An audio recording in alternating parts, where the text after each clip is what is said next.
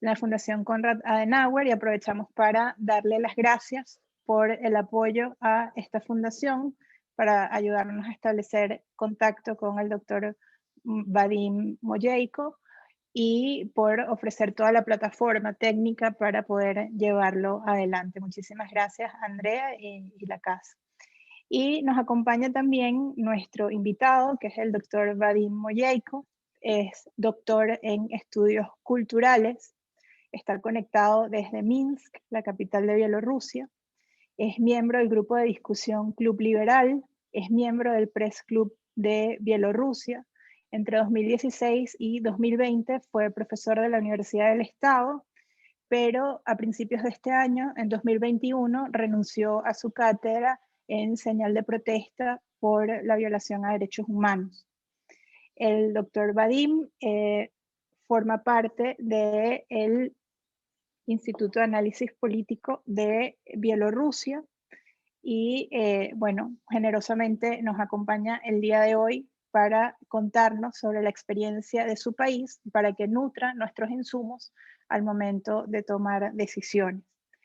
El contexto que tenemos es que en Bielorrusia el año pasado, en el año 2020, hubo elecciones presidenciales en donde hubo un fraude. A partir de ahí hubo un proceso de represión muy fuerte. Se estima que se reprimió a 35.000 personas. Y en los últimos días ese país ha sido noticia porque secuestraron un avión que iba desde Grecia hasta Lituania, en donde iba un reconocido periodista. Lo bajaron del avión y actualmente está preso. Eso ha generado una crisis institucional, ha animado a la Unión Europea a anunciar nuevas sanciones personales y nuevas sanciones económicas. Y es un contexto, es un entorno que actual, cercano, no geográficamente, pero sí desde el punto de vista autocrático. Y en ese sentido nos puede ofrecer claves para, con muchísima ponderación, nutrir lo que es nuestra caja de herramientas para tomar decisiones políticas. Entonces, bueno, doctor Mojeiko, muchísimas gracias por estar con nosotros.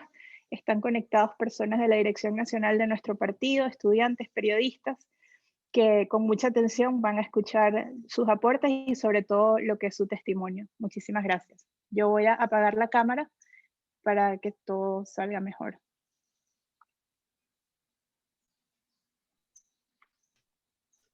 Thank you, Paula, for this introduction. And I'm really happy to be here today because previously we see that many times some establishment of contacts between authoritarian leaders of Belarus and Venezuela. And now maybe it's a time to start also people-to-people contact and contact between decision makers, politicians, and policymakers. So today we'll speak about the Belarus and Belarusian case. And I know that now we can see Belarus on the cover pages of media all around the world. But I know that previously not so many people know deeply the situation in Belarus. And now it looks like we have this case and people mostly know what's happened in general in Belarus last year. But today I want to not only deeply go to political activities in Belarus in 2020, but also go a little bit in the history and understood how it's possible. What's happened before, what Lukashenko do, what opposition do. Let's start.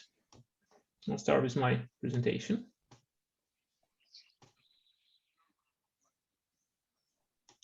Yeah. So today we speak about the Belarusian experience of election without democracy. And first of all, I'm working as an analyst in the Belarusian Institute for Strategic Studies.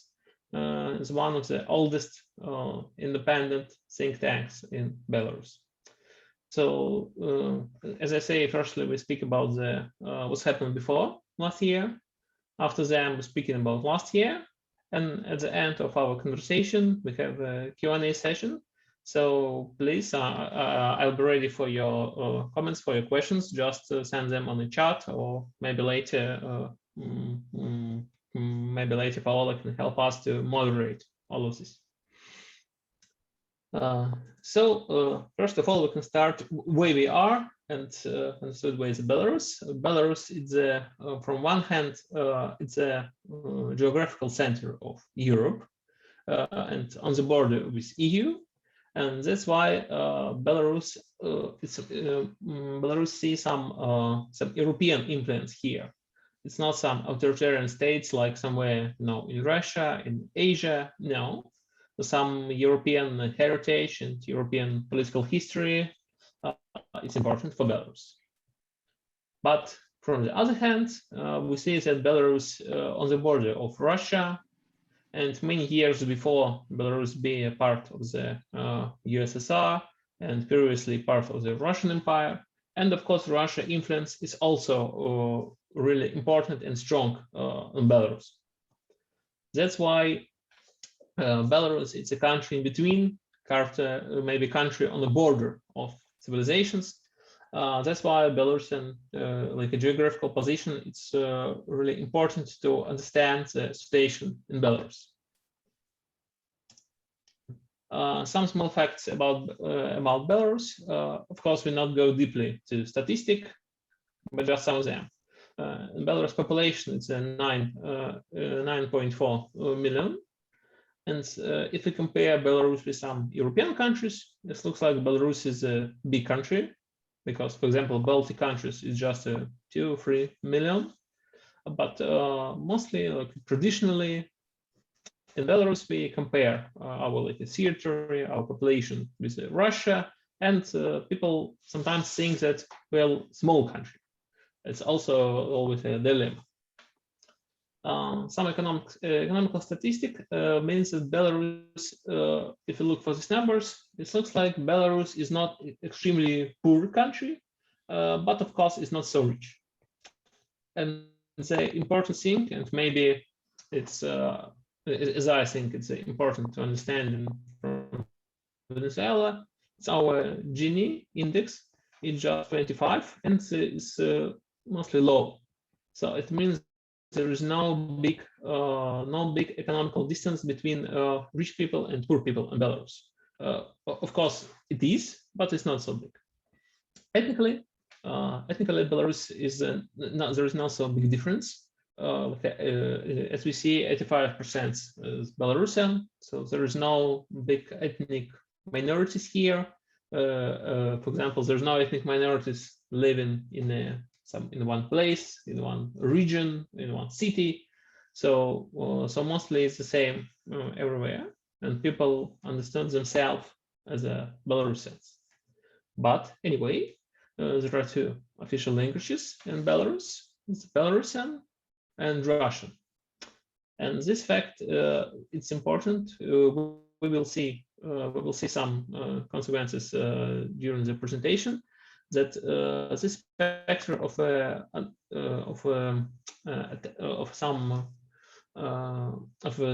question of a state policy according to the language, to culture, to the history.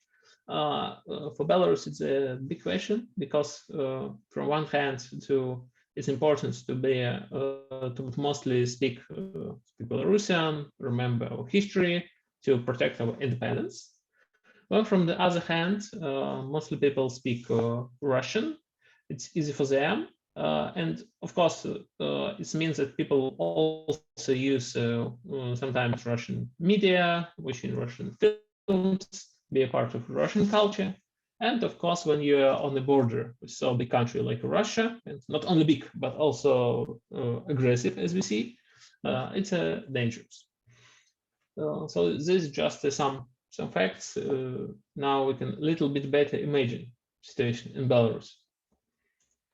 And the also very important thing is it's our economical situation, because this average salary, this $500 US it's like a level when we try to come to this level many years. And we can see that in 2010, so I mean 10 years ago, firstly our average salary come finally to the $500. But unfortunately for Belarusians and unfortunately for Lukashenko regime, this average salary go up and down, always. And now this $500 times is a topic for jokes in Belarus. It's like a dream always. When people thinking that, finally receive this, oh no, come on, we come down. And when people, for example, looking for a job, they also think that somewhere they can receive $500, it's good, somewhere not that. So it's like a magic level for Belarusians. But anyway, this picture illustrates that Belarusian economy, you can see the last 10 years is just stagnation.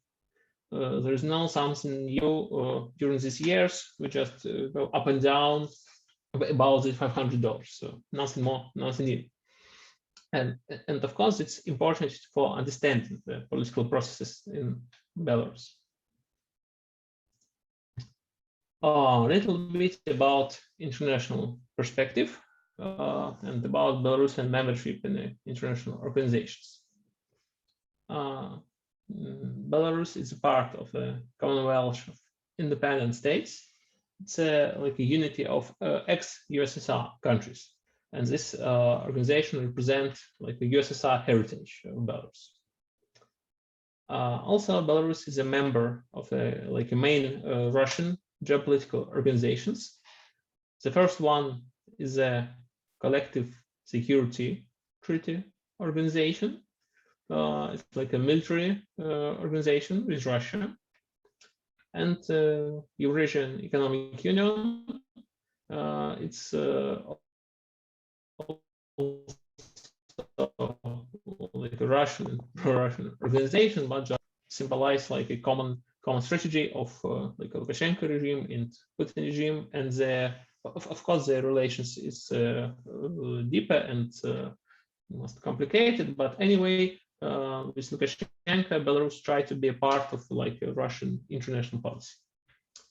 But also Belarus is not only member the United Nations organization, but even co-founder. When United Nations just grows, not only USSR is a founder, but also especially Belarus and Ukraine. So Belarus is a UN co-founder. Also, Belarus participate last 10 years in a Eastern Partnership. It's a EU initiative, some framework for EU communication with the countries in the East, like Belarus, Ukraine, Moldova, Armenia, Azerbaijan, and Georgia. And some of these countries signed the association agreement with the EU. Some, Belarus, not. But anyway, Eastern Partnership, it's only one framework for Belarus EU communication. We even haven't some basic agreements. So Eastern Partnership is just one framework. It's also important to understand this small role of EU in Belarus. And also Belarus is a member of a non-aligned movement, like a fight against international globalism. But anyway, I also include this slide about non-membership of Belarus. When I remember some funny story when, during the Brexit, many people in Great Britain, before voting, they go to Google and asking, okay, we want to leave EU. Does Russia EU member? Does Turkey EU member? So now I try to a little bit explain that Belarus is exactly not a member of European Union. Belarus even non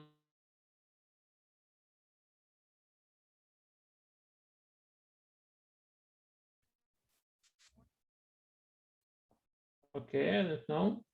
You hear me because How may Zoom show me the problems?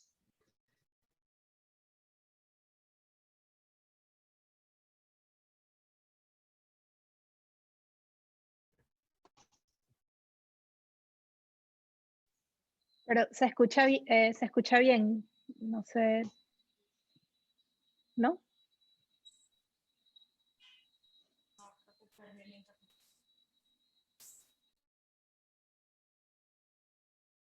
Ahora sí se congeló la imagen, pero él dijo que podía pasar y que esperemos un momento a que él ajuste un tema con internet, porque creo que en Bielorrusia tienen el mismo nivel de estabilidad en internet que nosotros acá en Venezuela. Entonces esperemos. Hello, Paula. Everything's okay with my connection or not? I can hear you. Oh, you can hear me. Okay, because sometimes like Zoom is relaunching. I don't know why. So whatever. Good. And you see my presentation, yeah? Or not? Maybe not. So now you see.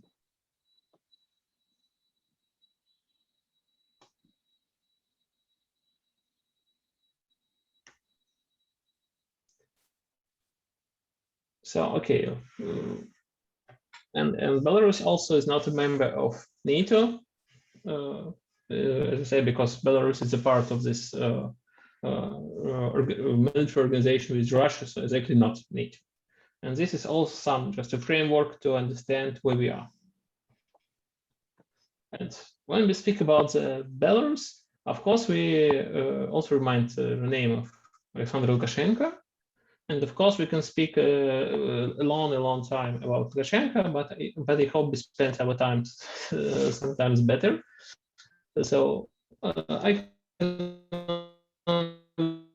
just some facts about Lukashenko. Lukashenko is and this background is really important for Lukashenko, because Lukashenko always gives a lot of attention to agriculture. And maybe it's not only Belarusian specific, but in general, if imagine the old man like from agricultural region who mostly care about agriculture, there's some type of person, and sometimes we can see the same on these persons all around the world. So Lukashenko is this type of people. He came to political life at the end of the USSR. He's a member from like MP, deputy in the Supreme Council of the Republic of Belarus. And after them, in 1994, Lukashenko started as a first president of Belarus. The first one and only the one president we have in our history. Before Svetlana Tikhanovskaya, maybe. I think it's also important because Belarus had no experience of like some transit of power to change the president. We don't know. If we imagine like a president of Belarus, we can imagine only Lukashenko. And of course, it's a big challenge to how to change it. Nobody knows. We have no experience. But now today, I try to include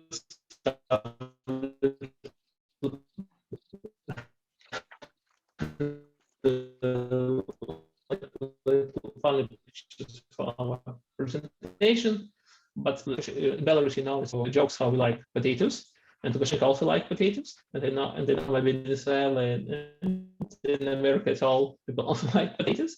But for authoritarian regime, you should include not only potatoes but also something. And during his political life, Lukashenko finds many different ingredients of authoritarian regime. So collecting potatoes in this funny, stupid cap is only one of them. But other ingredients is not so funny, unfortunately. And the first one is political repressions. If you want to build dictatorship, you should repress your opponents. And first repressions come, Lukashenko spent not so many years democratically. The first repressions come in 1995. So it's the next year when Lukashenko exists as a president. Lukashenko started his presidential life in 1994. And in 1995, he fight with the Supreme Council, and deputies of Supreme Council, they protest and make a hunger strike in the Supreme Council building. And all of these deputies, they know Lukashenko not like a superstar or somebody. They know Lukashenko only just one of them, the same deputy as them all. And they start this protest against like the usurpation of power because they understood that this transit from some steps for democracy go not to democracy, but now go to authoritarian style. And what Lukashenko do? Lukashenko simply kicked out from the building at night all of these deputies.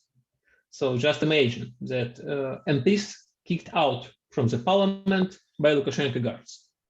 I think that this is a beautiful picture and so easy to understand the like a political style of Lukashenko. But of course, in 1995, that's a lot of problems in Belarus after USSR collapse. Well, not only political problems but also economical, and not so many people understood what's happened really. And unfortunately, as I say, it's just the first preparations, but not the last one.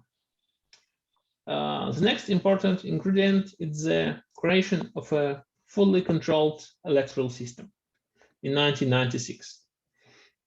According to the constitution, in Belarus, Lukashenko have no power to somehow change the Central Electoral Commission without like Supreme Court permission. But Lukashenko simply ignored it, and by passing the constitution, Lukashenko dismissed the head of the Central Election Commission, Viktor Gonchar. Viktor Gonchar is like really independent, and he really not a Lukashenko fan. And Lukashenko replaced Viktor Gonchar with Lydia Yermoshina. And the interesting thing that we're talking about things happened in 1996. But what we see Lydia Yermoshina now at the post of the head of the Central Election Commission.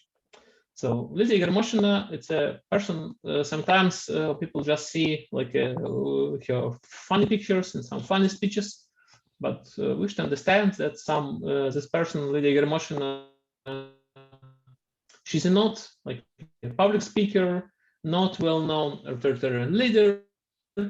But Lydia Yermoshina and persons like her, it's important parts of the general system. And Lydia Yermoshina conducts all electoral procedures for Lukashenko until today. All of presidential elections, parliamentary elections, local elections, referendums, whatever, everything conducted by Lydia Yermoshina. And finally, Lukashenko creates this fully controlled electoral system. And after them, you have enough power to control all of elections, not only presidential, but parliamentary. And of course, if you control everything, it's easy for you to change everything. After them, we see, unfortunately, not only repressions, but victims. On the millennium, we have these four names. The first one you already know, it's Viktor Gonchar, former head of the Central Election Commission. The next one is Anatoly Krasovsky. He's a businessman and philanthrope and like a social activist. Also, Yuri Zakharenko, former Belarusian Minister of Internal Affairs, and Dmitry Zavadskyi, journalist and cameraman. And all of them, these four people, they disappeared, or really they kidnapped, and at least they murdered. It's not final version is not like official. Officially, they just most of them disappeared. Officially, we don't know what's happened. First, and this is a symbol of repressions for controlled electoral system, represented by Mr. Gonchar. Repressions for businessmen, Krasovsky. Repressions for uncontrolled security forces, and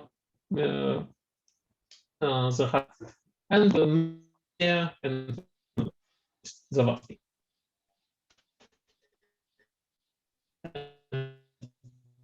but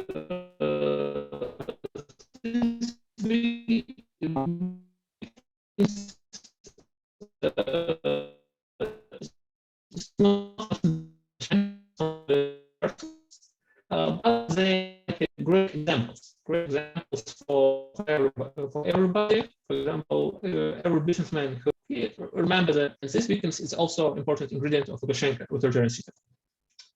After that, next Lukashenko's ingredient, it's a difference between Belarus and Venezuela, as I understood. It's a sterile parliament and local councils. You can't find any oppositioner deputy or even local deputy. It's only people from the system controlled by Lukashenko and say thank you for Lukashenko. Only that. And why it's so important? It's important because it gives no opportunity for political life and political experience of opposition.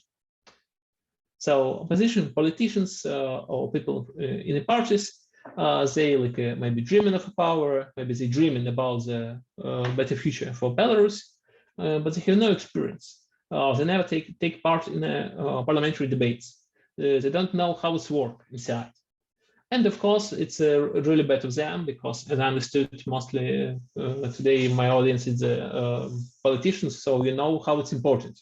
Not only thinking about the better future, but take part in some process and know something in practice. Unfortunately, political opposition in Belarus have no such opportunity. Next ingredient is a forceful suppression of peaceful protests. Because many times after presidential elections, Belarusian opposition, they invite people to the square in the center of Minsk, Belarusian capital, and asking for new elections and Lukashenko to go away. And what's happened? Happened the same now. It's a picture from 2006. It's a picture of peaceful protests, and that's a picture of what's happened later. Everybody beaten by police, and this camp on the square just destroyed. After 4 years, during the next presidential elections, we see the same picture from the same place. So it's also people on the same square, and unfortunately after them the same happened. Police and security forces, they just beat peaceful demonstrants on the ice. This really dangerous station. But for Lukashenko, it's just a part of control the system and control everything. And now we see the main picture of Lukashenko's recipe for successful elections without democracy. If you want to be like a young authoritarian leader and want to take this experience, so what you should do? Repressions against political opponents, maybe kill important figures to intimidate key systems and take control of them. I mean, security forces, elections, business, and media. Next ingredient is the creation of a fully controlled electoral system. No opportunity for political opposition come to parliament or to local councils, and forceful suppression of peaceful protests. And this is Lukashenko received how to control everything. But why? I mean, successful is not true. And finally, looks like you control everything. Yeah, so happy dictator, nothing can happen. But what's broken? What's broken last year? Looks like system work. Lukashenko had enough experience, beat a lot of peaceful protests. So what's happened? Why we see what we see in Belarus?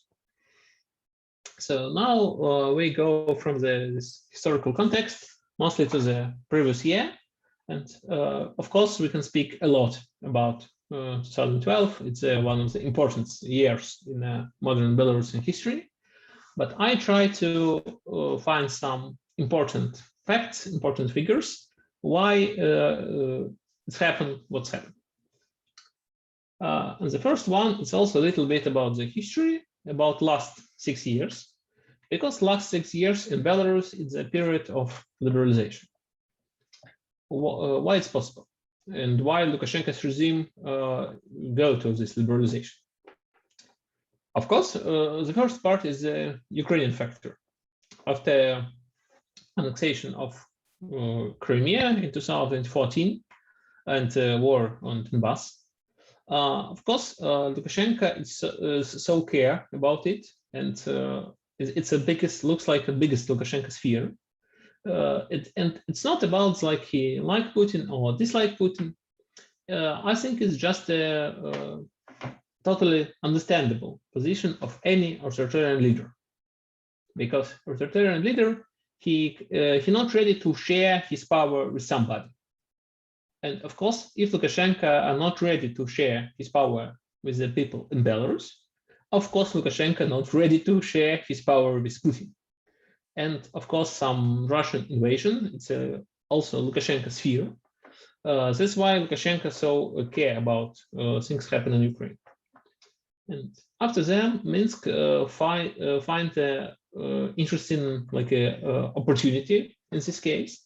When Minsk be like an independent place, try to like take a distance from Russian policy, take a distance from Ukrainian policy, and say that, okay, Belarus should be neutral and we should be like an Eastern European Switzerland.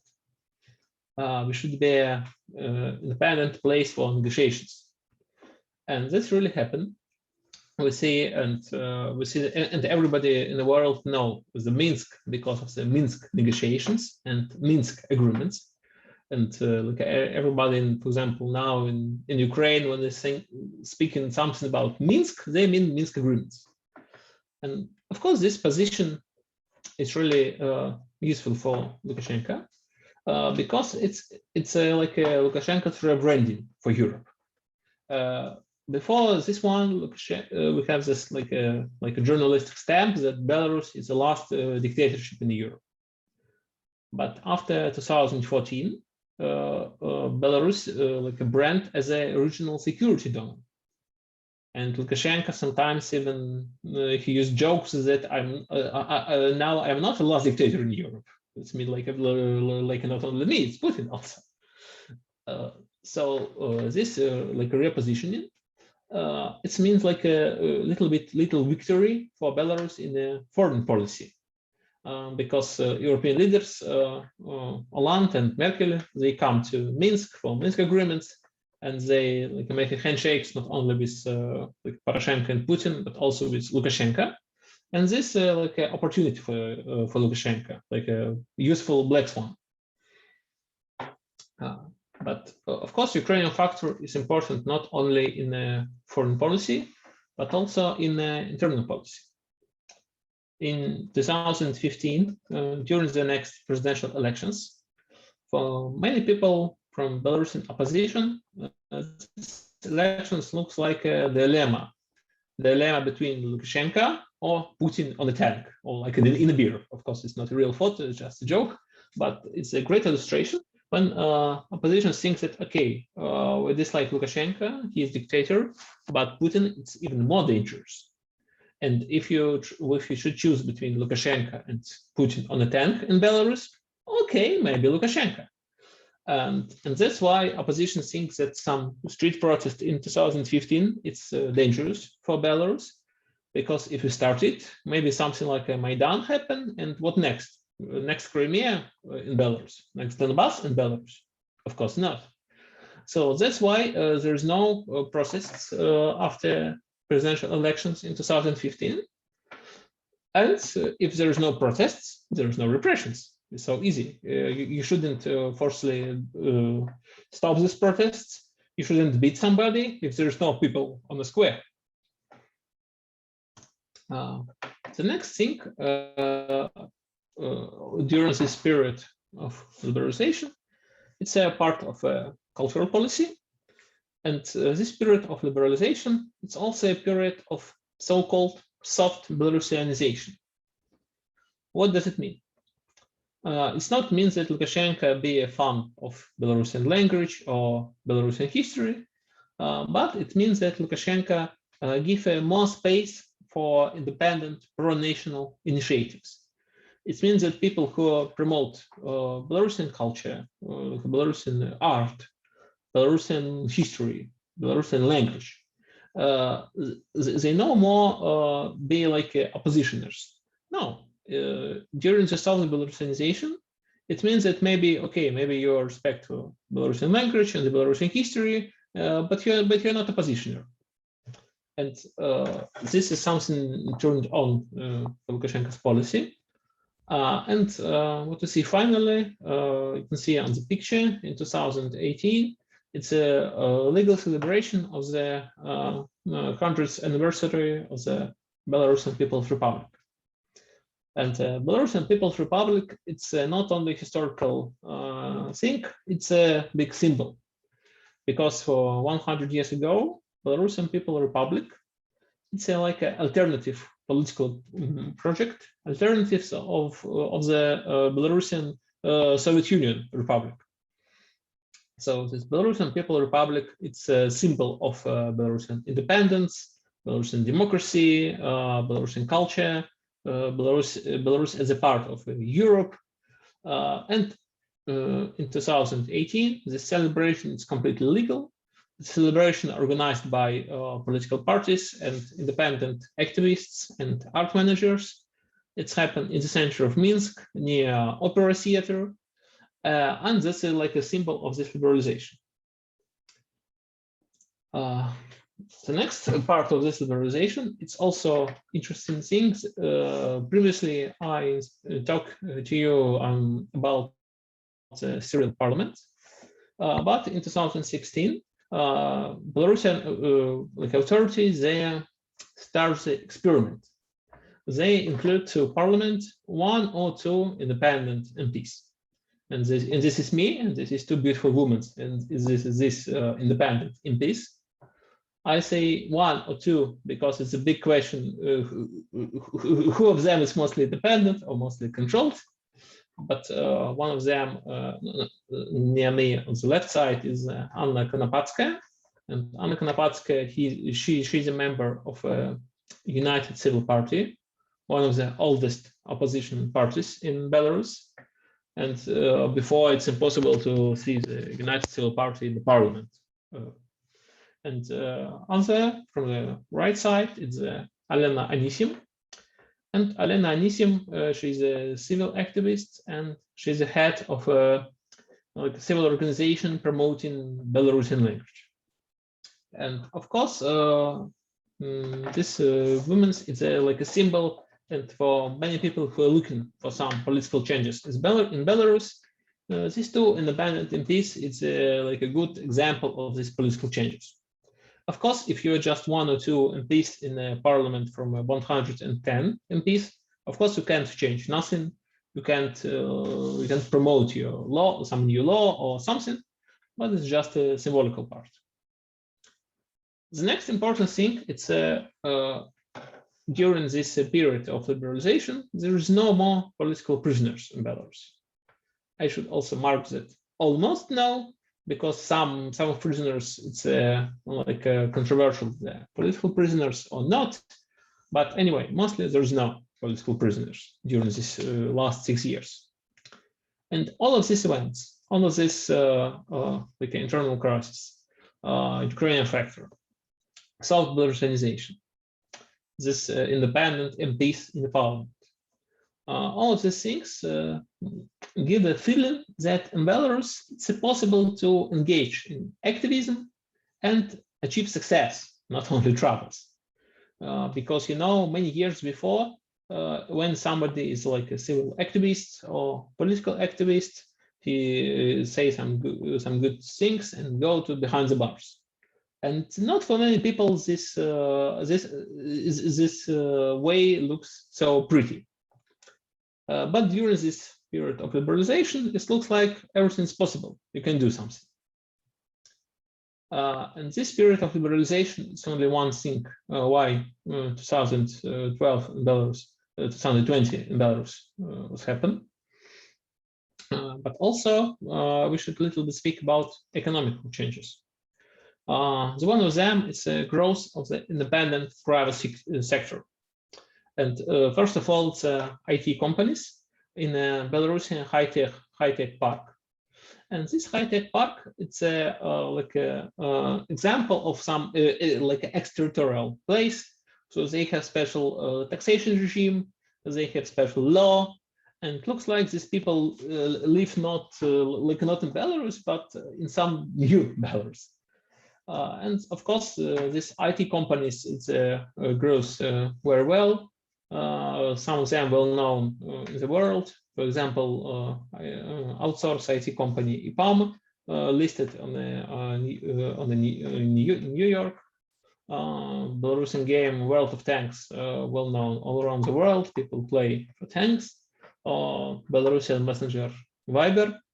And all of these things is just examples of a Belarusian growth IT sector. Of course, this IT sector is not represented only by IT companies. It's also a huge infrastructure around it.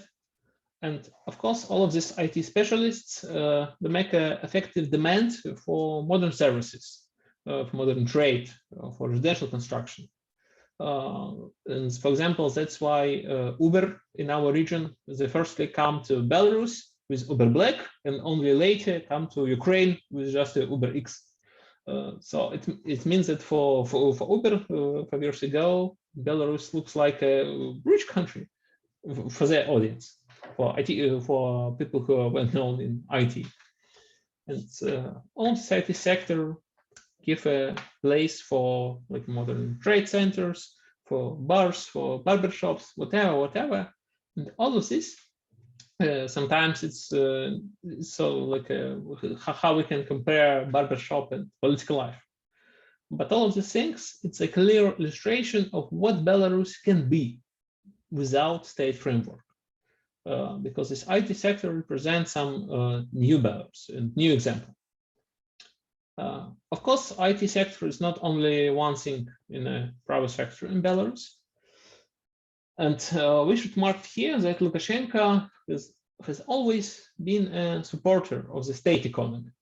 In the private sector, what's seen as like a temporary evil that must be controlled by the state. In this thing, Lukashenko is a child of the USSR, and for them it's ununderstandable how it's possible to have an uncontrolled, independent private sector. But unfortunately, maybe in 1994, this Lukashenko's ideas is really popular, and people from the USSR understand them. But after 1994, the situation completely changed.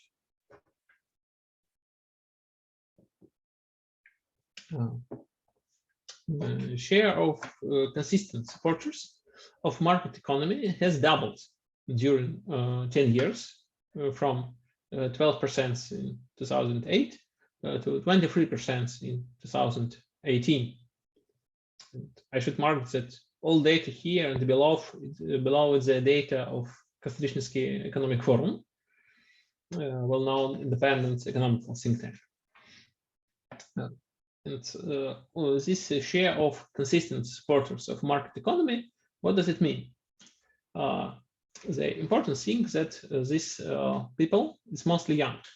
So if we look for consistent supporters of the socialism, it's a people mostly old, after 45, and especially after 16 years. People from like the USSR experience and not so active. And if you look for consistent supporters of the market economy, it's people mostly 1929 or 30, 44 years. So it's young and active people. And if you see all of these ideas that people who support like socialism, they mostly support Lukashenko, we see this like a demographic gap and demographic problem for any dictator when youth that support you. And the next thing, it's really interesting when I compare some statements from sociological research, and it's happened in 2018, 2 years before Belarusian revolution, and when I remember when I'll be when I did on Kosmический экономичный forum 2 years ago.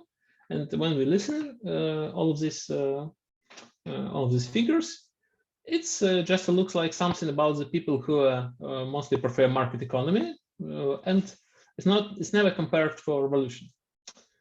But when I prepare this presentation for you, I just remind this picture, and this picture is from August 2020 from Belarus. And just look for this picture and make after 2 years after all of this sociological data, and just look. So this is Belarusian supporters of market economy.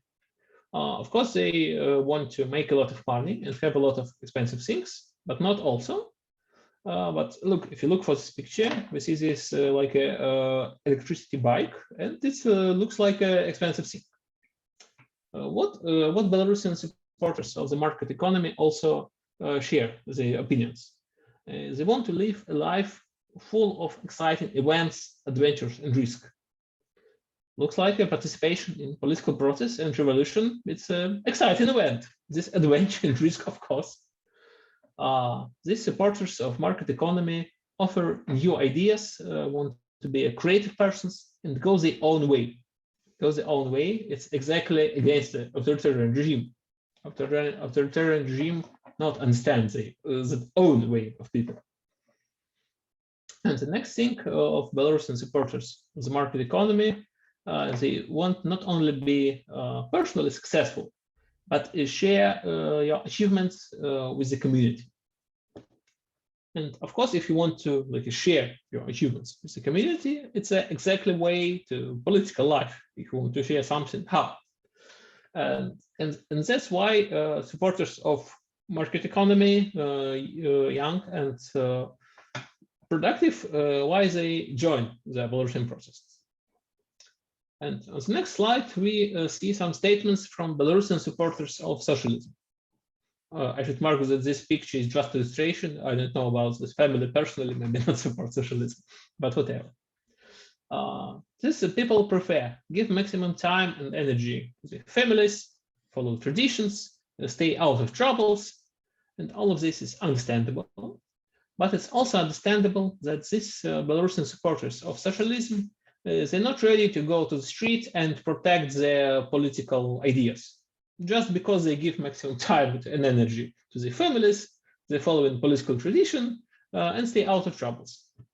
So it's a simple answer why last year we see on the streets mostly only people who fight against Lukashenko. Because according to sociology, Lukashenko have like 10, 15, 20% of supporters, but these supporters just stay home and give maximum time to their families. They're not politically active. And the next thing, now we finally come to exactly to Belarus 2020. It's a coronavirus crisis. And Lukashenko, it's a typical example of COVID dissident. We see this picture, it's a picture from September. Only in September, Lukashenko gives spend some time in the hospitals and visit them. When the pandemic started in March, in April, Lukashenko never visit hospitals.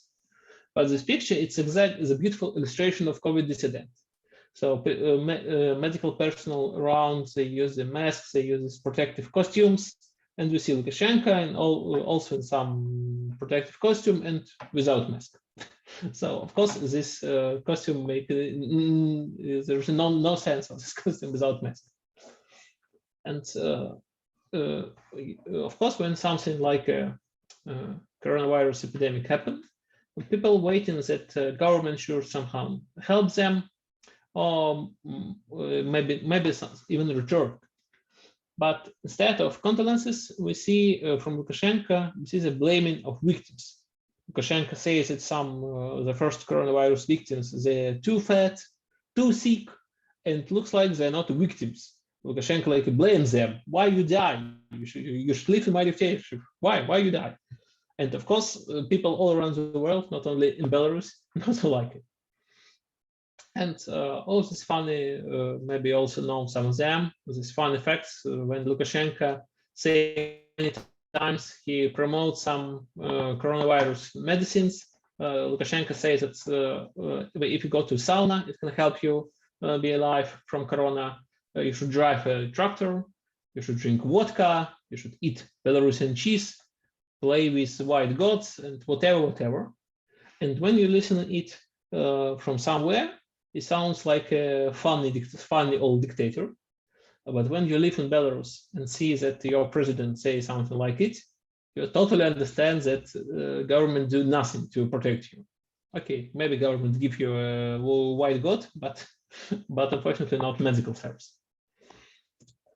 And what we see from the other side of coronavirus crisis, of course, last year it's a lack of protective equipment in the Belarusian hospitals. We see the same all around the world. But in Belarus, about the thing mostly care not government, but volunteers. We see the huge volunteering movements. First of all, they collect money to buy masks, antiseptics, or whatever, and distribute all of this stuff to hospitals. Now this is a picture of these volunteers who collect many bags of masks. And all of this volunteering movement show like two important things for Belarusians. The first is the experience of successful grassroots self-organization. So during coronavirus crisis, people exactly know how to work together and how to solve problems together. And of course, in this coronavirus crisis, of course, there is no repressions against this initiative because this is like a COVID volunteers to save the lives. You can't repress them. So that's why government can't stop this experience. And the next important thing, it's a feeling that in Belarus, you can rely only on yourself, and maybe for activists, government and state, they exactly inactive in crisis. They do nothing for you if you need help. And it's so important for people to understand that Lukashenko is not a solution. Lukashenko is a problem for them. Then big thing, it's new faces. You say new faces of political alternative, because as I said before, previously Lukashenko created space when Belarusian opposition couldn't take some experience, couldn't take some experience of political life, and couldn't be successful. And if you look for the old faces of political alternative in Belarus, it looks like these persons are personally brave, but personal brave is not enough for political leadership. And what we see during this campaign.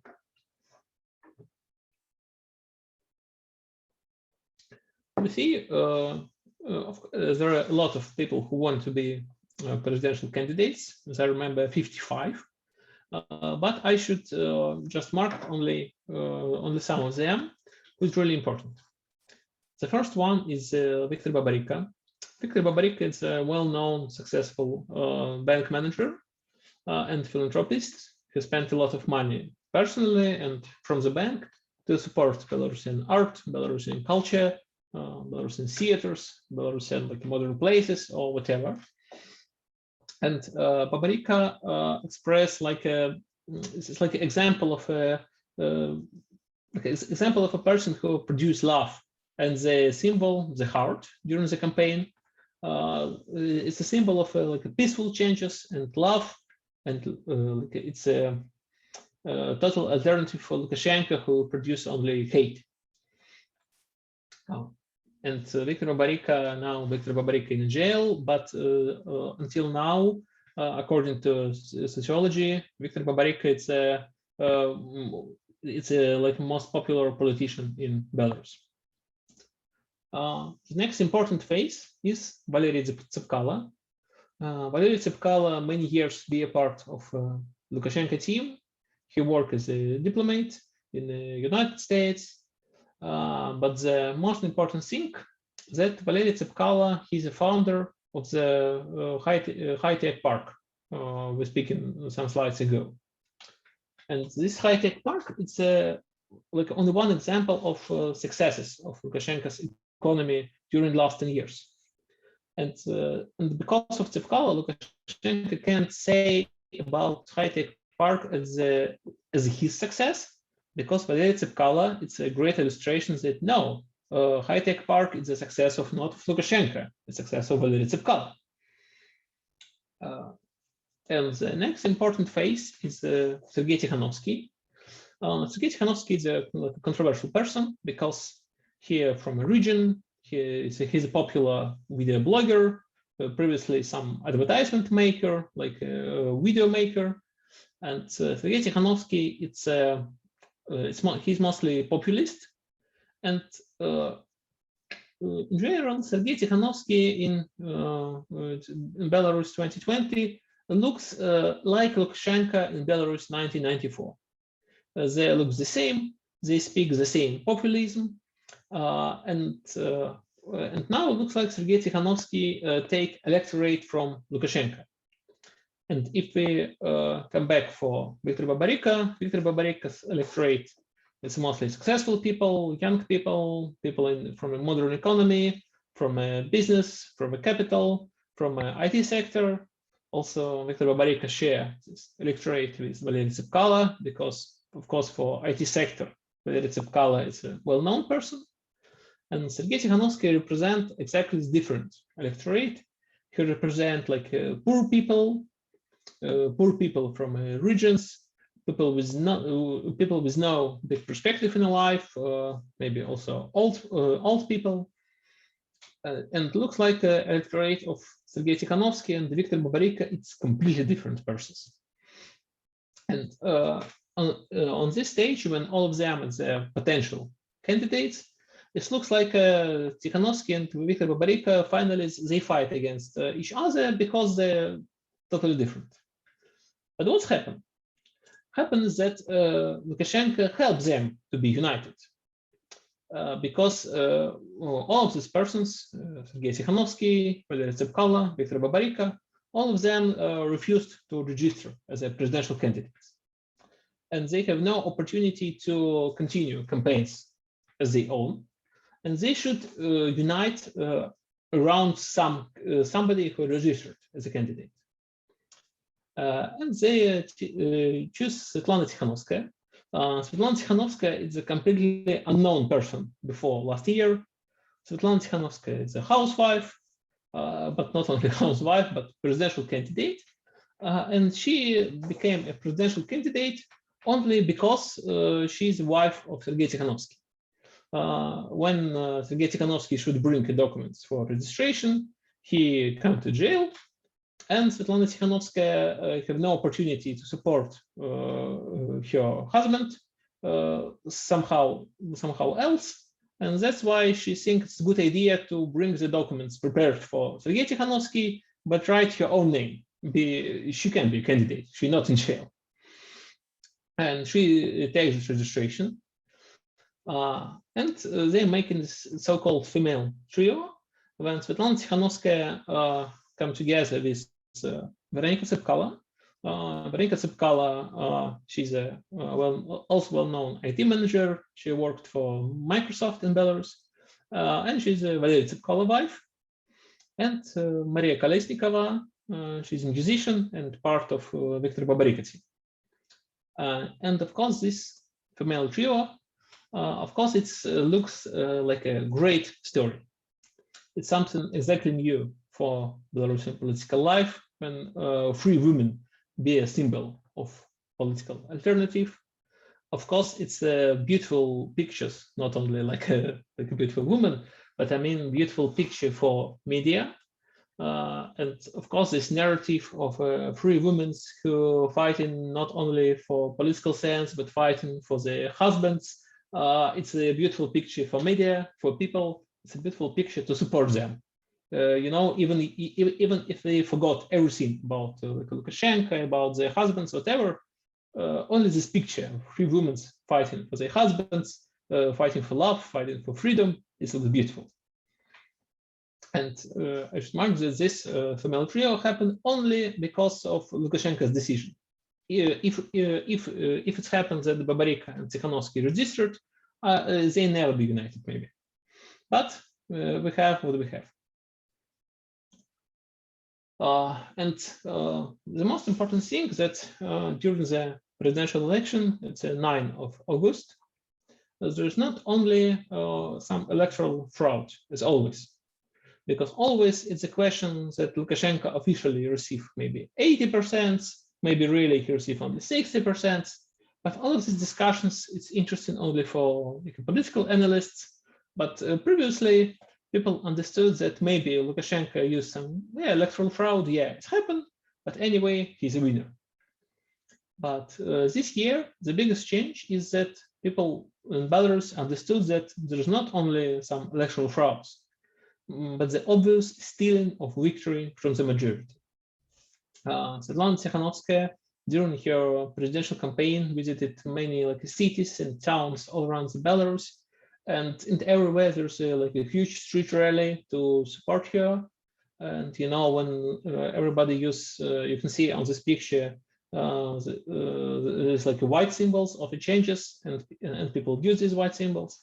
And in August, people in Belarus understood that, yeah, they won. Svetlana Tsikhanovskaya should be a president. And but even it's not a last mistake of a third. The last mistake, it's a brutal police violence on the streets. Because on August 9, August 10, when people peacefully come to the streets, police even not only beat them, but use flashbang grenades, use rubber bullets against them, and all of this in the first time in Belarus. And when Belarusian people look for what's happened, for them it looks exactly like a Second World War, because Belarusians see something like it only 75 years ago. It looks like a war on the streets of Belarusian cities, and it looks really strange for Belarusians. And this brutal police violence is like a last point. And after this brutal police violence, people protest, first of all, not because of the elections, not because for Svetlana Tsikhanovskaya. People protest against this brutal police violence. And of course, this topic can unite everybody, because when you're speaking about some politician, about some political ideology, you can say that, I like this one, I prefer this one. But when you're speaking about brutal police violence, it's so easy to say that, okay, I'm against violence, I'm for peace. Everybody for peace, it's normal. Nobody can say, yeah, I like violence. Violence should be part of our everyday life. No.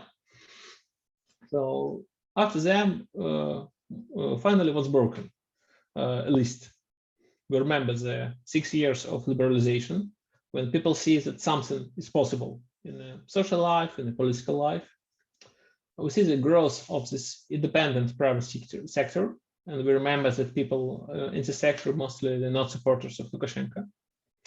We see coronavirus crisis and Lukashenko mistakes here. We see these new faces of the political alternative, not only men's politicians, but also this beautiful female trio. And this trio is united and finally unite all of these political things. And I don't know how it's actual for Venezuela, but for Belarus, Belarusian political oppositions, political parties, for many, many years, it's a difficult question. How do we can unite? Because everybody understood that, yeah, somehow we should be united. It's important for us. It's better for our fighting, but they can't. Female trio spent only 15 minutes in one room for negotiation and make a united team. It's amazing. And last 2 points is the government still victory from the majority, not from a minority, but still really from majority. And of course, it's brutal police violence. And just some last slides what's happened before we come to Q&A session. After what we see after August, the first big thing, it's women protests with flowers. When women using white clothes and taking flowers and go to the streets. And even for Belarusian police, it's enough, and they didn't stop them. They didn't use flashbang grenades against these women. And this movement is like a symbol when after police violence we come to peaceful protests and people are ready to come to the street. And of course, next one is the weekly marches after August, before the end of the year. The biggest one happened during the 16th of August. It's up to 500,000 people. It's the biggest street rally in Belarusian history. And of course, I'll also be here, and it's really amazing. It's really amazing. We never see something like it in Belarus. And the same marches, of course, not so huge one, but happen also next week and next week, in August, in September, in October, in November, in December. And the next important thing after August, it's a rise of local communities. Well, people on the districts, on the yard, they create common Telegram chats, invite everybody, invite their neighbors, and they start to communicate. The first one, they making these chats for coming together for protest marches, because it's more like a safety when you come not only alone but together with your neighbors. But after them, in the local communities, people organize some events, some like local festivals. Sometimes they invite musicians. Sometimes they just make some cookies at home and come together and speak. And of course, these local communities, it's a very important thing. Finally, Lukashenko, the first time that Lukashenko not recognized as president for the first time now. So on the map, we see the green countries who send the congratulations for Lukashenko, and we see the red countries who think that Lukashenko is not a president now. And this is a big difference, because previously, of course, OECD, US, EU, they named Lukashenko as a dictator. They speaking about the frauds on the elections. But anyway, they thinking Lukashenko is a dictator, but a president. Now, the first time Lukashenko is not recognized as a president. So maybe it's last but not least, why Lukashenko is still here? And there's some points. The first one, that peaceful protests have no magic wand. Peaceful protest is just a part, and just a part of the resistance. And when 5% of the population come to the streets in the one day, they can't just push Lukashenko away only because they're peacefully on the street. Unfortunately, it's a no split of elites in Belarus, almost. Only some persons from a state sector, from a presidential administration, from some ministries, only some of them go out and be a part of the opposition movement. Lukashenko still have local loyal security forces who can protect him. And of course, the big thing is the fear, because after last August, we see the biggest repression, not even in Belarus, but the biggest repression in Europe from the Second World War. And it's not some just metaphorically, it's exactly numbers. There are more than 35,000 people who are arrested during this time. Now we have more than 400 political prisoners. And of course, we have examples of humiliation, of tortures, of murders. Some people killed by police on the streets. Some people die in the jails. And all of these things, it's like a source of a fear for people, because now if you come in Minsk for a peaceful process on the street, it's a huge chance that you're arrested, go to jail, maybe be one of the political prisoners, maybe you see the tortures for you, and maybe you even die in this prison. And of course, in this situation, it's so difficult for people to come to streets. And because of all of these factors, Lukashenko, unfortunately, is still here. And exactly as the last slide, it's I think the key factors for future. So for what we should look for Belarus and find something. The first one is Lukashenko's mistakes. If we look for last year, we see that what's happened with coronavirus crisis, with registration of candidates, it's just Lukashenko's mistakes. For Lukashenko, it's so easy not to be a coronavirus dissident, but for example, be a strong coronavirus fighter and say that, okay, coronavirus here, so no elections, nothing, so you can't go to the streets. And if Lukashenko do this one last summer, Lukashenko won. But why Lukashenko didn't do it? Only because of his mistake. So we should look for new Lukashenko's mistakes. The next thing it's we should look for black swan. Sometimes black swan can help for Lukashenko as a Ukrainian crisis. Sometimes this black swan can help for protests like a coronavirus crisis. And of course, nobody knows what's happened next time. Nobody knows exactly the face of the new black swan, but we should look for them. And next, this big thing, it's economy. Belarusian economy in a really bad situation. Of course, now ideas of investments for Belarus, it doesn't work. Not so many people ready for that. And Belarusian economy, it's one of the source for protests and one of the source for making people angry.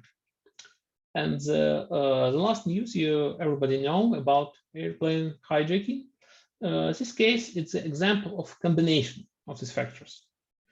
From the first one is Lukashenko's mistake. Lukashenko tried to hijack this plane only because of one blogger.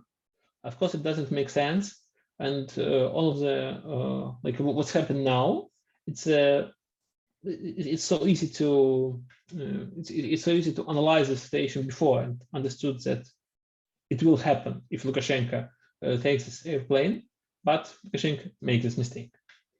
Of course, it's a black swan. Nobody is thinking even last week that Lukashenko be an international pirate, international terrorist who takes the airplanes. And of course, it's a big punishment for Belarusian economy because now sky in Belarus is closed, so there is no transit airplanes, there is no transit passengers. Belarusian airlines can't fly to European countries, so of course it's not so good for economy. Belarus will lose millions of dollars every month during these restrictions.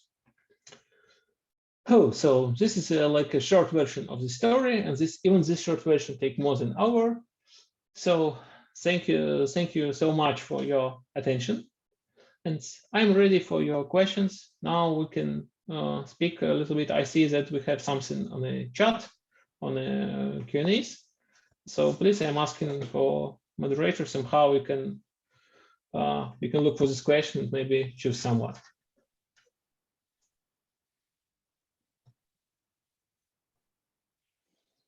Aquí, bueno, muchísimas gracias por la exposición. La verdad es que muy enriquecedora y que despierta muchas inquietudes por algunas similitudes que podemos encontrar con el caso venezolano. Tenemos por los momentos 3 preguntas. La primera es de la diputada Yajaira Forero, diputada por el estado Miranda. Dice la diputada, vemos que Lukashenko demuestra su autoritarismo al año siguiente de su elección. Ella se pregunta, ¿qué le ha faltado hacer a la oposición para salir de la dictadura? ¿Y cuáles cree usted que han sido los errores en los cuales ha podido incurrir? Luego hay una pregunta del señor Ricardo Esis. Y dice, ¿se podría decir entonces que hay un control total del Estado? Si es así, ¿cómo se puede explicar que la mayoría de los jóvenes apuestan más a una economía de mercado? Y otra pregunta, por ahora, del señor Ali Rivas. Dice, en el caso de Bielorrusia, que lo importante fue el nivel de la organización civil en conjunto con las organizaciones políticas, es decir, el vínculo entre sociedad civil y organizaciones políticas. Si puede profundizar un poco en esa relación. Oh, so thank you so much. Thank you so much for these questions. Maybe I can start with the last one, because it's really important question about the civil society and about the connections. And I think if we start in general, the big thing is that when political parties and political activists have no opportunity to take some real power on some level, to be MPs or head of the city councils or whatever. In this case, sometimes it's difficult to make a border between political activism and civil activism. Because if we look for Belarusian political parties or organizations named political parties, a lot of them looks like just civil clubs when people speaking about how they can resist Lukashenko, how they can fight for better future, and sometimes there's not so big difference between them. And especially it changed last year when many new faces come to civil sector. They come as volunteers who fight against corona crisis, and they come to Belarusian civil sector. And mostly a lot of them, they not so good understand the difference between a political activism and social activism. This difference is better understandable for me, for some old and experienced civil activists. But for new people who come to activism in Belarus only last year, they a little bit not understand this difference. But in practice, it looks really good. Why? Just because they're not afraid, they not understood all of these difficulties, and they're ready to start this activism. And that's why people on the same time they came to for example, for Svetlana Tikhanovsky team, support her, collecting signatures for her presidential campaign. And from other hand, sometimes even the same people, they're making civil campaigns. For example, one of this example of a big civil campaign is a civil campaign called Voice. And this Voice campaign, they try to make an independent collecting votes. And the idea is that it looks like a Telegram bot. And it looks like when people come to a presidential election, they can make a photo of their ballot and verify their account in Telegram using their phone number. Not to them sends this photo of their ballot and photo of their voting for this Telegram bot. And after them, this Voice platform takes unofficial election results. They collect these votes. And this platform is really popular. This platform includes 10% of all of people in Belarus. It's like a million of people, million of votes. And of course, like a 10% of population is not sociologically representative. But anyway, it's a big civil campaign show how many people support Svetlana Tikhanovsky. And it also many people starting civil campaigns for election observation. After election, there's a lot of civil campaigns to support victims of repressions, and a lot of them. So I can say that the last year for Belarus is not only year of coronavirus, it's not only year of political campaign, but it's also a year of a huge growth of third sector, of civil society organizations. And of course, it's a big challenge for old CSO, how they can work with all of these new people. But of course, in general, for civil activism, it's so important. And now we see that when the political life in Belarus will switch down, people looking for some opportunities, and sometimes for some activists who come to our social life just last year, they find themselves as in civil campaigns because they understood that they can't be like a political activists on elections. There's no elections now, but they can do something as a civil activists. So that's why I think it's so important. And in general, of course, we can speak a lot about civil society of Belarus. For example, if you remember in my presentation, like this peaceful protests after presidential election in Belarus in 2006. In these elections, the main candidate, Alexander Milinkevich, also supported by strongly supported by civil society. And this is one of his strong part, this support of CSOs. And also remember the questions about the use and about the like a control of Lukashenko. And you know, when I think when authoritarian leader try to control everything, he won't do it.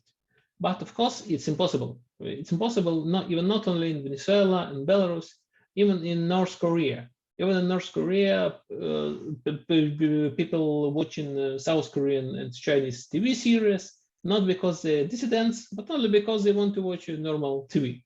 And even in North Korea, it's impossible to control totally everything. And of course, it's impossible in Belarus. And for Lukashenko's regime, there's always a dilemma. From one hand, they prefer to support build like a big old-style factories. For example, factories producing tractors or cars. Maybe you know the tractors and cars in Venezuela because Lukashenko and Tugachev trade with these cars. But the problem for Lukashenko is that this all the big factories is economically ineffective. And of course, Lukashenko regime it's not bureaucracy. Belarus have no oil and gas to finance dictatorship. So Lukashenko somehow should find resources for his political life. And that's why the growth of private sector can be a source of money. And that's why Lukashenko can't, for example, close high-tech park. Maybe he won't, but he can't. And that's why finally government maybe they want to control everything and want to bring only such old socialistic ideas for use, and maybe they want to use it. Maybe for Lukashenko, it's a dream that everybody wants to work in old factories, but it doesn't work like this one. And that's an example of things that authoritarian regime can't control. Maybe they want, but can't. Muchísimas gracias. Tenemos una pregunta que resulta interesante de José de Bastos. Nosotros en los próximos meses está planteado un proceso electoral para Venezuela sin condiciones electorales para elegir cargos regionales, ¿no?, de los estados. Y el señor José de Bastos hace la siguiente pregunta. ¿Cree usted que fue un acierto participar en la elección presidencial de 2020, incluso sin elecciones? Y al día de hoy, casi un año después, 2021, ¿cree usted que la represión que ocurrió después del año 2020 ha afectado la fuerza de la sociedad civil y de los partidos políticos? Se refiere a la capacidad de organización de los partidos. ¿Cuál sería el balance político de los 6 años de liberación, cumbre del año 2020 y la situación actual del país? Thank you so much. It's a really, it's like an amazing question. Maybe it's the most important question at all for political opposition in a country like Belarus or Venezuela. I should say that Belarusian politicians spent many years for thinking about it and for speaking about we should take part or we should boycott election or what we should do. And all the political parties spent really years for this discussion. And looks like theoretically there is no the best answer, because from the one hand, if there is no real elections, you should boycott them because it's something like it's a not fair play game. But from the other hand, if you just boycott elections, you sit in and do nothing, and this this strategy only demobilize your electorate. So if you promote boycott, what's your idea? We do nothing. Okay, people do nothing, just sitting on chairs and take a rest.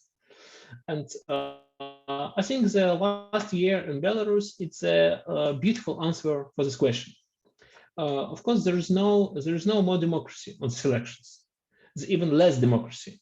For example, before last year, it's possible to be independent observer on the polling stations in Belarus. Of course, if you're an observer, you can't stop the violations. You only can fix them. But anyway, it's possible. During the last year, there is no independent observers on polling stations in Belarus. Government use corona crisis and says that we should make a limitation for observers. Should be only 5-1 on the same polling station. And of course, these 5 observers, it just we call them like an official observer from, for example, people who are working in the budget sphere, and they just sit in and observe nothing. So if you look for electoral conditions, last year, there's no more democracy in Belarus. It's even worse than previously. But what's happened? The main thing is not Belarus case shows the most important thing: people believe that changes is possible. Somehow you should show them that this is possible exactly now. Maybe because of some previous years' experience. You also maybe you can show them some new faces. Maybe show them like a new strategy or something. But important thing is the trust. People should trust that their participation exactly now is important. Maybe they have never participated before. Maybe they can't be a political activist during the last years, but please, only now, only this time, this day, this month, you should participate. And when people believe that changes is possible, it's like a political wave supports them. And after them, you can have no democracy in elections. You can have like any type of candidate. Come on, Svetlana Tikhanovskaya, just a totally unknown housewife. Nobody knows her. And Belarus, it's not so like left one gender balanced country. Not people not so ready to see women as a president. But anyway, people support her. Svetlana Tikhanovskaya had no strong, difficult program. Her program is just no political prisoners and no violence and new elections. Just 3 points. So simple. But people believe, and this is important. And people participate in these elections. Did government steal their votes? Yeah. Of course, official results is 80% for Lukashenko, 10% for Tikhanovskaya, and of course it's a totally fake results. But it means nothing. It means nothing when people know that they are majority, that they won. And this is important. And this democratic or not democratic procedures. So that's why I think that this Belarusian case, it's a beautiful example that you always should participate in an electoral campaign, even without democracy, even without official results. You participate here not for official results. You participate for your voters. You participate for people. You participate for your future. And this is more important than government do. You should look not for government say, you should look for what people say. And this is more important. And that's why I think after last year, nobody in Belarus can say something about the boycott. Come on, it's totally understandable that is false. So if you want to my advice, of course, I don't know in detail the situation in Venezuela. And of course, maybe you have some other points during the last years, some other things with the political phases of political alternative. But I think that participation in selection, it's a main thing. You should always participate and you should always try and try and try. And this is a way for victory.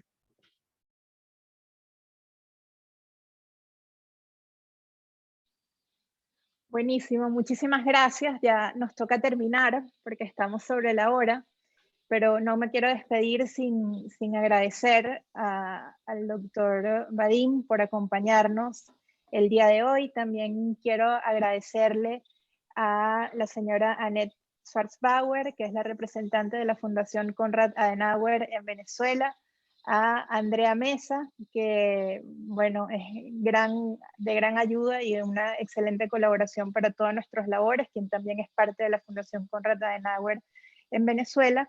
Y para terminar, quisiera dejar 3 ideas de la intervención del doctor Mojeiko que me parece que pueden nutrir lo que es el momento actual que vive nuestro país.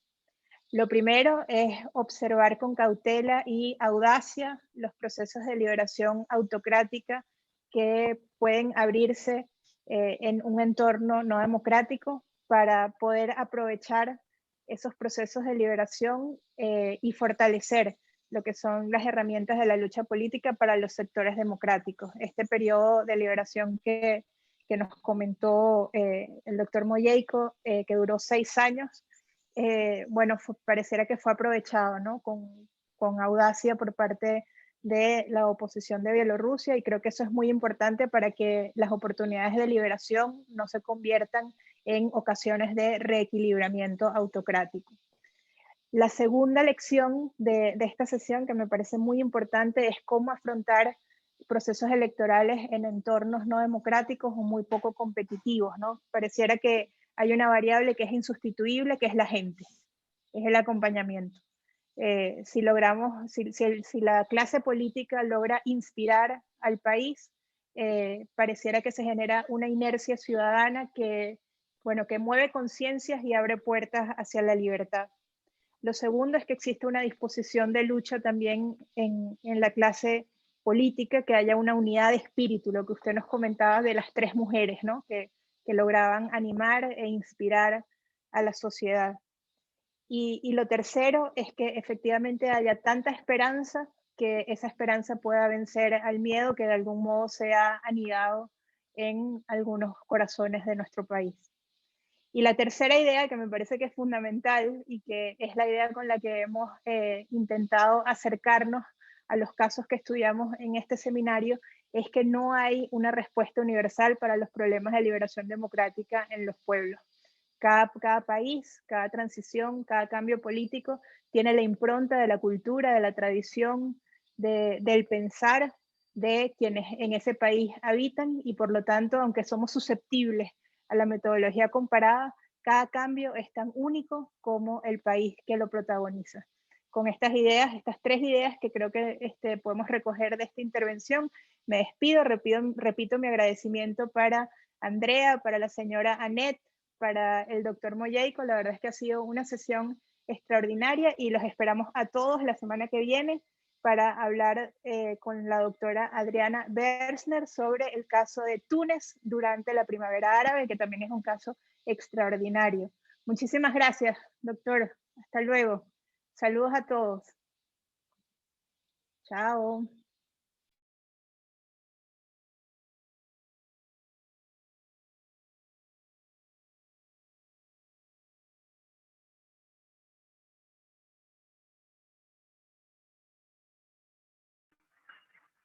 Gracias, Andrea. Ya voy a parar la grabación acá. Hola, señora Nes. ¿Qué tal? Voy a ver acá.